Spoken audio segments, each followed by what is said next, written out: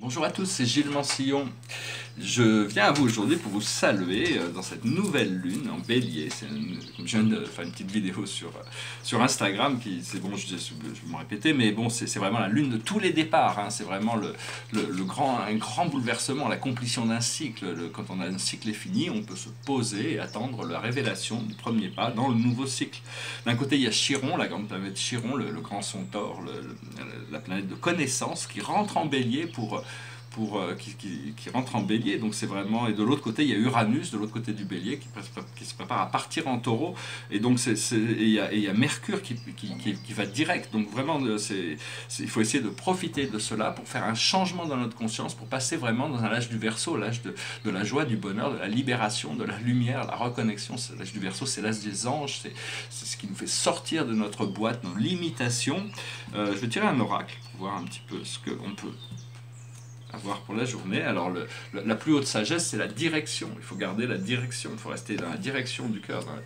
Personnellement, moi, c'est l'étoile du Nord qui me guide, hein. C'est ma direction, c'est un point fixe. Et le cœur est une étoile fixe, hein. Le cœur est toujours... donc il faut rester vraiment aligné dans cette direction vers la libération, la lumière. Ce que l'on doit comprendre, c'est la création, c'est créer. Qu'est-ce que l'on doit créer? On crée, on est tout le temps créatif avec nos pensées.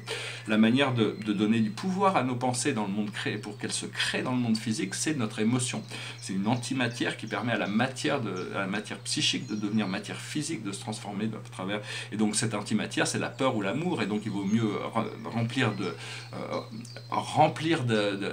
essayer de se concentrer sur le fait de remplir d'amour nos visions et nos rêves et nos visions positives, plutôt que de remplir de peur nos cauchemars. Ça me paraît logique dans un univers magnétique. C'est juste une prise de conscience que l'on a le pouvoir de diriger les flots de notre vie. Et donc ce que l'on doit faire, c'est le Pathfinder.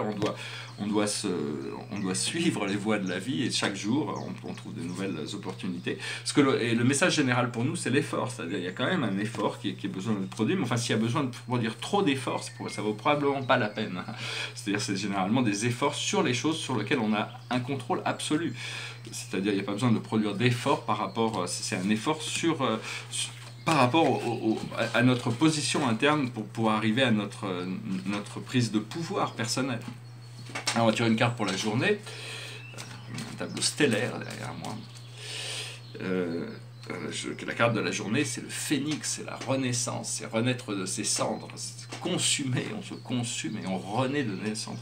Il n'y a toujours qu'un seul phénix à la fois, hein, de toute manière, mais tout le monde l'utilise quand c'est le moment. J'avais pris une petite note, je voulais dire, bon oui, parce qu'on est en train de s'ouvrir sur toutes ces idées dont je présente, c'est des idées un peu nouvel âge, hein, c'est-à-dire quand je parle de la perfection de la loi aussi, je ne parle pas des perfections des lois terrestres, certaines sont un peu draconiennes, elles nous privent de nos libertés pour raffermir le pouvoir des gouvernements et des multinationales. Mais quand je parle de loi divine, c'est un ensemble de principes qui régularisent tous les systèmes de fonctionnement de la vie à travers le temps, de manière parfaite. Donc je veux dire, la loi divine est toujours parfaite, c'est-à-dire même si on ne peut pas la voir parce qu'elle est éternelle, donc elle se passe des fois à travers des espaces de temps qui sont beaucoup plus allongés que ce qui nous permettrait de voir, mais au niveau de l'âme, tout est parfait, on vit la vie qu'on a besoin d'avoir.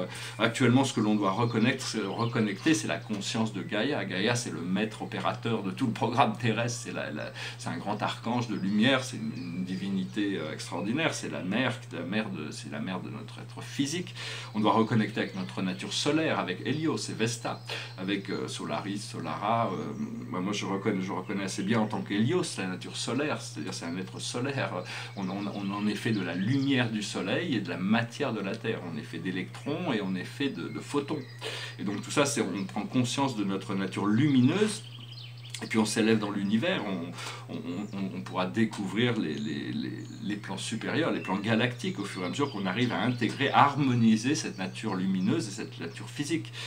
Il y avait un petit commentaire qui était assez intéressant, c'est un ami, enfin quelqu'un que je connais un petit peu, qui est un extraterrestre qui s'appelle Bachar, qui vient d'une planète, c'est un extraterrestre, c'est les Yael, et il disait il parlait du chiffre 9 comme le chiffre de la complétion, et Et il disait que la vitesse de la lumière se résumait à un œuf. Alors que bon, moi j'avais toujours pensé la lumière, bon, je voyais ça un peu 300 000 km/s, donc ça se résume à 3. Mais si on regarde que ça fait 299 792 448 mètres secondes, ça se résume à 1. Donc la lumière est 1. Par rapport à ça, je voulais vérifier, donc il doit y avoir un autre système de mesure, c'est pas très important. Je relisais aussi, je regardais les pensées de Pascal, c'était un philosophe intéressant qui défendait la foi catholique. Lui, il avait quand même des découvertes intéressantes. C'est que le cœur a ses raisons que la raison ne peut pas deviner. C'est-à-dire, et aussi, il avait découvert l'omnicentrisme. Ça faisait beaucoup de peur aux gens parce qu'il expliquait que Dieu est partout, donc il est omnicentrique, il est partout, et puis il n'y a pas de circonférence. Donc c'était très abstrait, c'était quand même. Et puis je voyais aussi pour finir, je voulais juste dire que je regardais aussi un documentaire sur la vie de Albert Einstein, Einstein qui veut dire une pierre en allemand, hein, contredire Newton, hein, c'est-à-dire arriver, ce qui est pas encore compris, c'est que l'espace n'est pas a des courbes et des formes et des angles. Donc tout ça, c'est des choses qui vont se révéler progressivement. Dans un sens aussi, je voulais parler, c'était dans une petite lettre, Einstein écrivait à son fils, et il disait que la vie, pour lui, c'est comme un vélo, c'est-à-dire qu'une fois qu'on est lancé sur le vélo, si on s'arrête d'avancer, on se casse la figure. Donc il faut toujours avancer. Personnellement, j'ai plutôt tendance à prôner l'idée de l'harmonisation entre l'action et la non-action, la connexion gracieuse entre l'état de repos et l'état d'action. Ce qui est très important dans l'œuvre d'Einstein, à mon avis, c'est surtout sa positionnement sans compromis à l'anti-guerre. Hein. C'était vraiment un pacifiste. Et donc voilà, on doit reprendre le flambeau. C'est un petit peu, donc il a fait face à tous ces grands dictateurs, tous ces tyrans, même le macartisme et tout ça. Il est resté vrai par rapport à ses principes quand même. Donc à mon avis, c'est même encore plus qu'au niveau scientifique, mais il a fait quand même avancer le monde scientifique. Donc je chantais une chanson qui va dans ce sens-là. C'est une chanson magnifique. C'est une chanson qui parle de la paix et il n'y a pas de raison de. Maintenant, il faut arriver à faire la paix. On doit maturer, on doit être assez intelligent pour résoudre tous nos problèmes de manière non brutale, non violente, de manière intelligente. Donc voilà, il va falloir l'humanité doit faire face à ça. Et donc la chanson goes like this. How many roads must a man walk down before you can call him a man? How many seas must a white dove sail before she sleeps in the sand? Yes, how many times must the cannonball fly before they're forever banned? The answer, my friend, is blowing in the wind. The answer is blowing in the wind.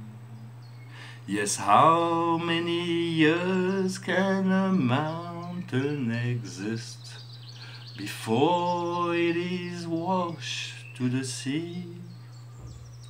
Yes, how many years can some people exist before they're allowed to be free? Yes, how many times can a man turn his head, pretending he just doesn't see?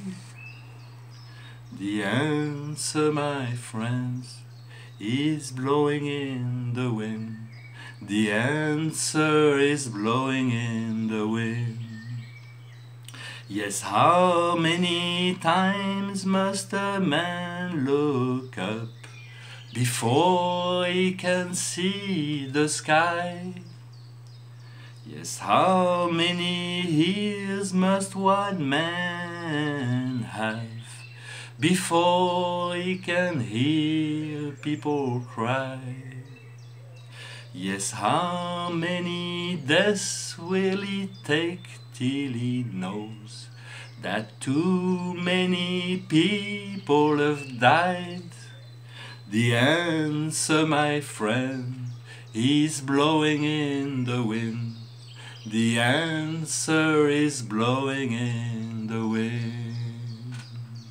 Voilà, et aujourd'hui le vent apporte cet espace de paix, de renouveau, d'amour, de bien-être pour laisser tout le passé derrière nous et embrasser la voie qui nous est offerte dans l'amour et la lumière. Voilà, j'espère que ce message aura été intéressant. Je vous remercie pour tout, je vous dis à bientôt. Namasté.